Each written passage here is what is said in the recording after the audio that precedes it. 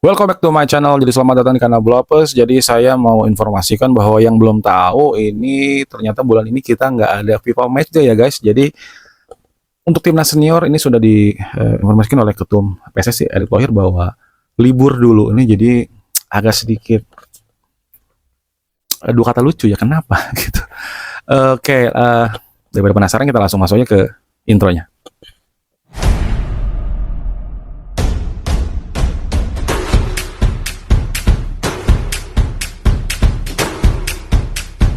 Oke, jadi kenapa saya tadi spill dulu? Pastinya ini kalau menyangkut timnas Indonesia, hampir sekarang itu magnetnya sangat kuat sekali.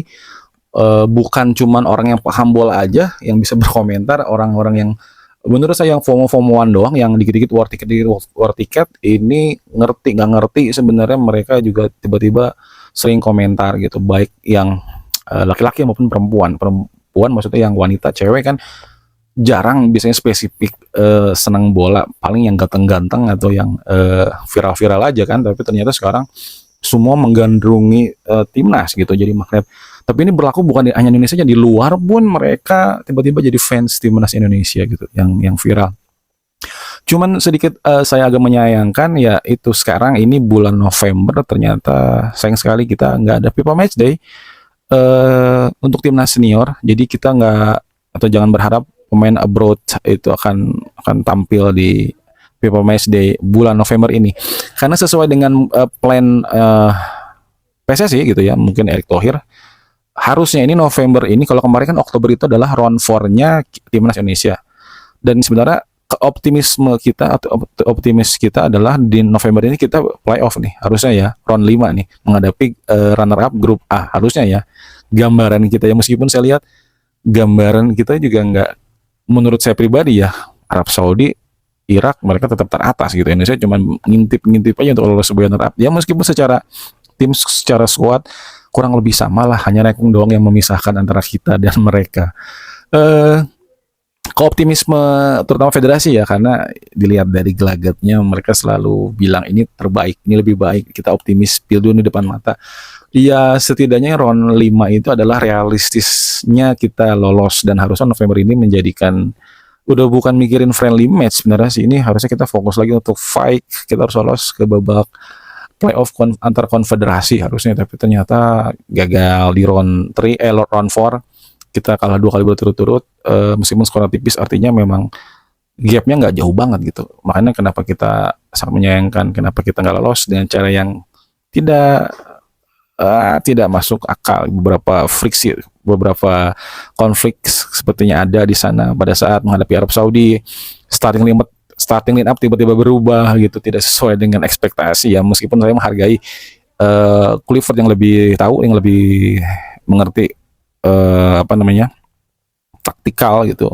Tapi ya sebenarnya kalau hasilnya bagus nggak ada masalah. Tapi kan ternyata hasilnya memang ya seperti itu gitu, hasilnya tidak bisa diharapkan dan sudah bisa ketebak kalau seperti ini akan seperti itu.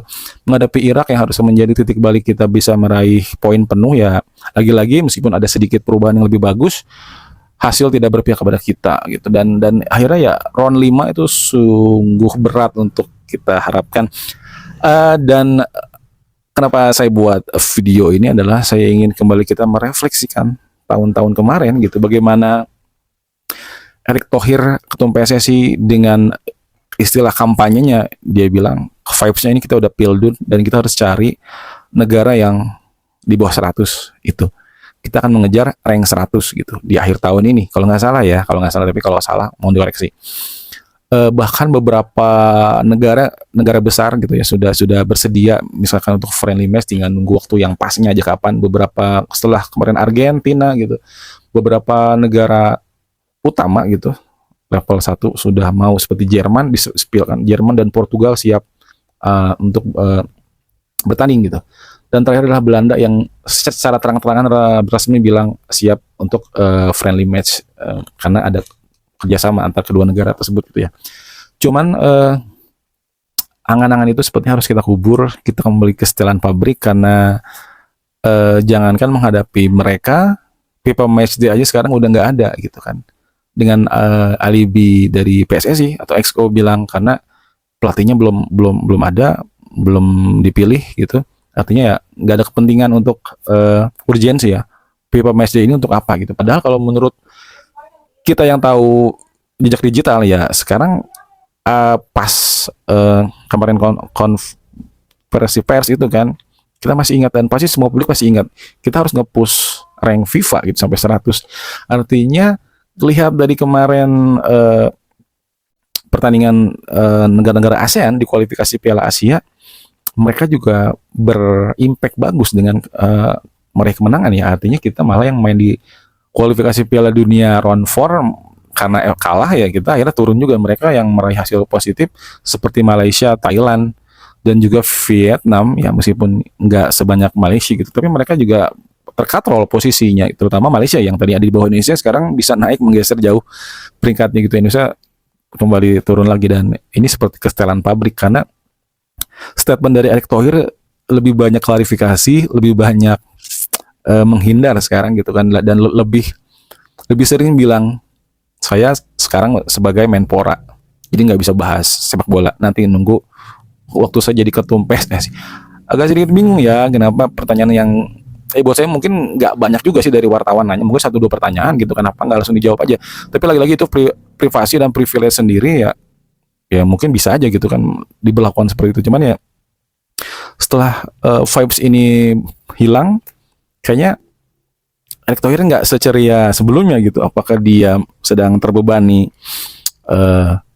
pesangon STY yang harus dibayar per bulan menurut Arya Sinulinga ya, terus juga pecat Kluivert, dia ngikutin arahan netizen gelombang keras yang minta Kluivert out dan staffnya juga dia harus bayar berapa gitu, terus juga harus mencari pelatih baru dengan pastinya ekspektasi juga tinggi dan pastinya nggak murah dong kontraknya gitu kan, gajinya gitu ya.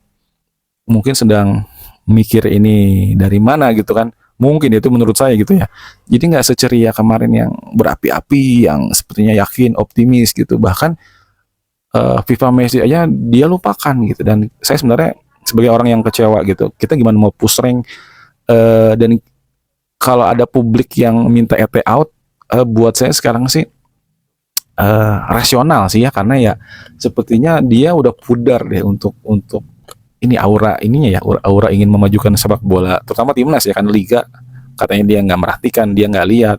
Agak aneh sekarang seorang ketum itu federasi yang kasta tertingginya gitu, federasi nyata dia nggak bilang dengan terang-terangan saya nggak nonton Liga Indonesia gitu, padahal dia harusnya mempromosikan, ingin memajukan gitu kan. Ya itu beberapa hal-hal yang di luar nalar saya berpikir kenapa kayak gini gitu. Tapi selagi kemarin timnas bagus mungkin orang berpikir oke, nggak masalah. Tapi ternyata ini jadi bumerang gitu kan, orang jadi mengungkit-ungkit lagi gitu. Termasuk push rank 100 peringkat FIFA ini di mana Erick Thohir gitu. Kenapa katanya ini belum rapat Exco, karena kalau memilih pelatih itu harus rapat Exco ya. Ya banyak yang bilang Erick Thohir sedang sibuk karena rangkap jabatan. Tetapi banyak yang lihat juga dia bikin statement di beberapa doorstop, bisa didatang ke beberapa podcast bisa, tapi ternyata untuk rapat Exco saja yang sebenarnya katanya sih Exco sudah siap, tinggal nunggu ketum aja kapan kesediaannya gitu ya. Itu jadi pertanyaan publik lagi gitu, kenapa ketua umum kita PSSI ini nggak sesemangat sebelum-sebelumnya gitu, apa karena sekarang sudah habis banyak gitu, sudah habis banyak ngajak pemain untuk proses naturalisasi, untuk proyek-proyek, apakah memang pada akhirnya saya percaya mungkin ya karakter Indonesia itu ya memang, bukan saya menyalahkan netizen yang mau instan, emang semua emang serba instan. Kalau teman-teman lihat dari dulu, contohnya ada beberapa klub Indonesia yang tiba-tiba jadi klub terkaya atau klub promosi yang akhirnya jor-joran belanja. Bahkan dulu sempat era 2000-an ke sini tuh ada istilah paketan beli pemain timnas. Jadi kalau dia rekrut pemain timnas itu sampai 4-5 pemain gitu. Pernah terjadi di PSPS Pekanbaru kalau nggak salah, itu juga sempat pindah ke PSM, ke Pelita, pemain timnas itu labelnya ya ke Persija kalau nggak salah gitu. Tapi ternyata lihat dari siklus klub-klub Indonesia, ternyata mereka nggak dijaga setiap tahun, yang dipelihara karena digabung dengan politik. Artinya ya sebenarnya klub itu adalah kendaraan politik si misalkan si owner ini gitu ya. Akhirnya ya kita bisa lihat jadi gerak klub ini berprestasi itu nggak lama gitu. Apalagi kalau kalau mereka nggak berprestasi ya, artinya pasti 2 3 musim nggak naik gitu, hanya di papan bawah, papan tengah. Kalau klubnya bagus, berprestasi mungkin setahun 2 tahun pertama, setelah itu mereka udah habis-habisan, mereka nggak kuat belanja lagi, mereka nggak siap dengan beli pemain mahal, terus juga mungkin kalah di pilkada atau pemilu atau apapun itu gitu kan. Ya dia akhirnya cabut dan klub ini gonjang-ganjing ya.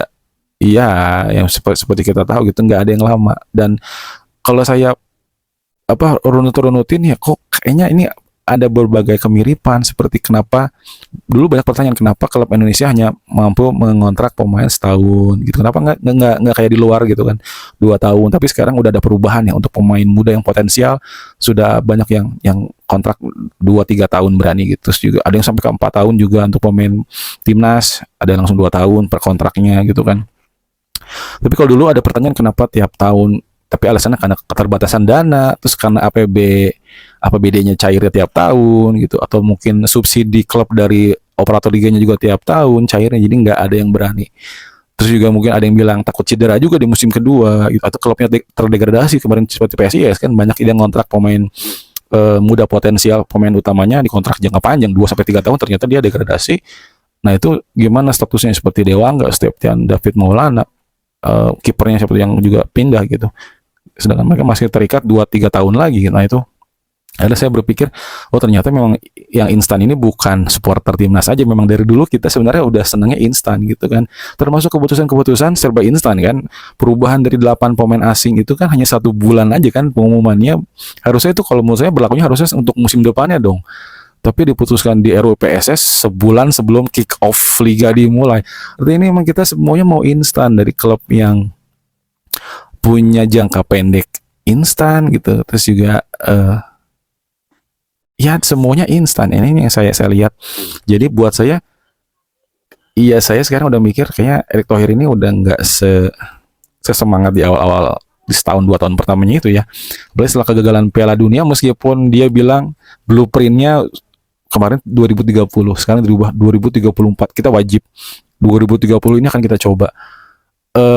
Ini sih bahasanya kalau menurut saya bahasa ini ya, bahasa ambigu ya, bahasa excuse aja ya, karena dia akan berakhir di 2027 kalau nggak salah.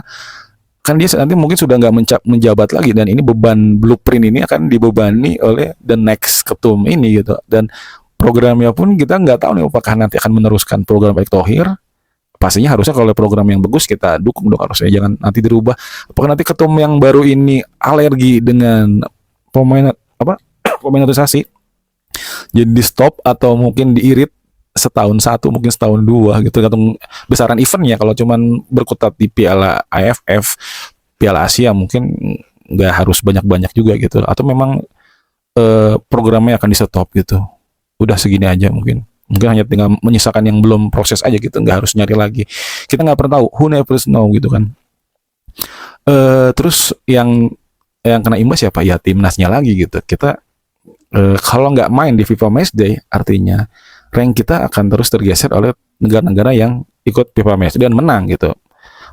Di FIFA Matchday juga kalau memang kita main terus, tapi kalau nggak menang, poin kita nggak naik-naik gitu kan. Akhirnya ya terkatrol katanya. Tapi FIFA Matchday November ini tetap ada, tapi akan difokuskan ke U23, persiapan Coach Indra Sapri ke nanti SEA Games ya. Tapi kalau menurut kita yang masih menagih janji push rank 100 dunia peringkat FIFA, kemenangan di U23 ini nggak akan berpengaruh ke peringkat FIFA, karena yang dihitung kan timnas senior di semua negara, nggak ada tuh. Misalkan kita juara U20 Asia atau AFF, dapat poin tambahan juga ke peringkat Indonesia, enggak. Yang dihitung ya timnas senior gitu. Artinya ya kita harus legowo, bulan ini kita nggak main di FIFA Matchday dan sekarang ada di peringkat 122. Ya semoga aja nggak turun, semoga tim yang di bawahnya nggak banyak menang atau poinnya nggak banyak nambah juga. Mudah-mudahan gap antar negara ASEAN juga nggak jauh gitu. Dan itu aja sih yang bisa saya komentar, semoga kita nggak turunnya jauh-jauh banget. Dan saya lebih takutnya gini, jadi start engine-nya lagi nih seperti kayak mulai dari nol lagi gitu. Jadi kayak orang udah males aja gitu kalau lihat dari nol lagi gitu. Dan kita sendiri kayak dibuat gelap ini. kenapa sekarang PSSI atau federasi jadi berubah gitu cara meresponnya gitu. Mungkin dia sebenarnya mau mempertahankan Pat Clifford mungkin ya, atau sambil menunggu pelatih baru. Biasanya gitu kan kalau mau mencat pelatih, kalau mau ya mencat pelatih itu kan harus udah siap juga pelatih barunya gitu ya. Ya contohnya Sintayong gitu kan diberhentikan karena mungkin udah dapat ancar-ancar nih ini nih Pat Clifford sosok penggantinya dan udah oke, udah deal, tinggal diumumin aja. Eh Mungkin kalau saya bilang ini federasi agak sedikit ngambek dengan netizen karena netizen yang maksa federasi untuk memecat Pat Clifford terlalu dini ya.